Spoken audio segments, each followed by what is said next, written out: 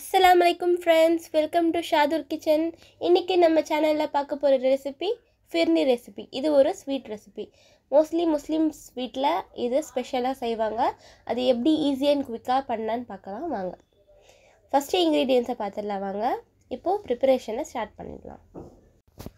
இதுக்கு முதல்ல 1 லிட்டர் பாலை நல்லா சுண்ட காய்ச்சிக்கலாம் ஒரு சைடு.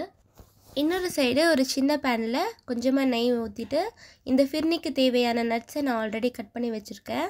ஒரு 10 போல் பாதாமை சுடு தண்ணியில் போட்டு தோலை உரித்து பொடியாக கட் பண்ணி வச்சுருக்கேன். அதே மாதிரி ஒரு 10 போல் முந்திரி எடுத்து இந்த மாதிரி பொடியாக கட் பண்ணி இந்த நெய்யில் சேர்த்து மீடியம் கோல்டன் ப்ரௌனில் மீடியம் ஃப்ளேமில் வச்சு நல்லா வறுத்துக்கோங்க. நல்லா ரோஸ்ட் பண்ணிக்கோங்க. இந்த ஸ்டேஜில் ஒரு 2 ஏலக்காய், ஒரு 2 சின்ன துண்டு பட்டை, ஒரு 2 கிராம்பு சேர்த்து ஒரு வாட்டி கலந்து ஃப்ளேம் ஆஃப் பண்ணி இது தனியாக எடுத்து வச்சுக்கோங்க இருக்கட்டும். அதே பேனில் இன்னும் கொஞ்சம் நெய் ஊற்றிட்டு மெயின் இன்க்ரீடியண்ட்டான சோஜி ஒரு 30 கிராம் எடுத்துருக்கேன், அது சேர்த்துக்கோங்க. சேர்த்து மிதமான தீயில் வச்சு இந்த மாதிரி ரொம்ப கருப்பாகாமல் ரொம்ப ரோஸ்ட் ஆகாமல் லைட்டாக வறுத்து எடுத்துக்கோங்க. அந்த ஸ்மெல் அந்த லாஸ்ட் வரைக்கும் இருக்கிறதுக்காக நெய்யில் வறுக்கிறோம். வறுத்து இது இன்னொரு சைடு இருக்கட்டும். பால் நல்லா கொதிச்சிருச்சு. பால் கொதிக்கும் போது நடுவில் கிண்டி விட்டுட்டே இருங்க, கீழே அடிக்கி பிடிக்காமல் இருக்கிறதுக்காக.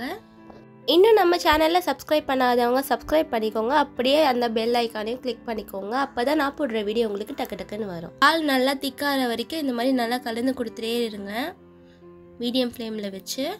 அதுக்கப்புறம் நம்ம வறுத்து வச்சுருந்த ரவையை சேர்த்துடலாம். நல்லா சேர்த்து கலந்து ஒரு வாட்டி உடனே கலந்துருங்க, விட்டால் கெட்டிக்கிட்டே ஆகிடும். நல்லா கலந்து கொடுத்துருங்க. கலந்து விட்டுட்டே இருங்க, கைவிடாமல் கிளறணும்.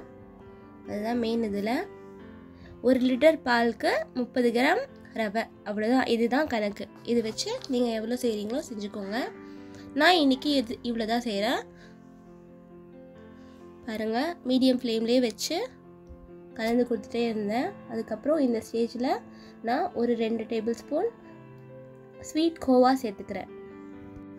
சேர்த்து ஒரு வாட்டி நல்லா கலந்து கொடுத்துக்கோங்க. கலந்தாச்சு. இந்த ஸ்டேஜில் ரவை வெந்துருச்சான்னு செக் பண்ணிக்கோங்க. ஏன்னா சர்க்கரை சேர்க்க போகிறோம். சர்க்கரை சேர்த்ததுக்கப்புறமா ரவை வேகாது, அதனால் செக் பண்ணிவிட்டு சர்க்கரை சேருங்க. நான் இன்றைக்கி ஸ்வீட் கோவா சேர்த்ததால் 150 கிராம் சர்க்கரையை மட்டும் சேர்க்குறேன். எனக்கு கரெக்டாக இருந்துச்சு. உங்களுக்கு வேணும்னா ஸ்வீட் கோவா இல்லாமல் நார்மலாக சேர்த்திங்கன்னா நீங்கள் உங்களுக்கு தகுந்த மாதிரி நீங்கள் பார்த்து சேர்த்துக்கோங்க. சேர்த்து ஒரு வாட்டி நல்லா கலந்துட்டு கடைசியாக வறுத்து வச்சுருந்த நட்ஸை சேர்க்குறேன். முக்கால்வாசி சேர்த்துட்டு கொஞ்சமாக வைக்கிறேன் லாஸ்ட்டில் நான் மேலே தூவுறதுக்காக. நல்லா கலந்து கொடுத்துட்டே இருங்க. ஒரு 10 மினிட்ஸ் அப்படியே மீடியம் ஃப்ளேம்லேயே இருக்கட்டும். அது நல்லா சுண்ட தான் அது திக்காகி அந்த ரவையோட அந்த மில்கோட சேர்ந்து கரெக்டாக கன்சிஸ்டன்சி கரெக்டாக வரும். அவ்வளோதான், நம்ம ஃபிர்னி ரெடி ஆகிடுச்சு. நான் ஃப்ளேம் ஆஃப் பண்ணிட்டேன். ஆஃப் பண்ணிவிட்டு ஒரு 15 மினிட்ஸ்க்கு அப்புறமா பார்த்திங்கன்னா கரெக்டான கன்சிஸ்டன்சியில் இருக்கும். அவ்வளோதான், சர்வ் பண்ண வேண்டியதான். மோஸ்ட்லி இது நான் கூட சர்வ் பண்ணுவாங்க மேரேஜில், எல்லா ஃபங்க்ஷன்லேயும். முஸ்லீம்ஸ் ஃபங்க்ஷனில் மோஸ்ட்லி இது நான் கூட ஃபிர்னி வச்சு சர்வ் பண்ணுவாங்க.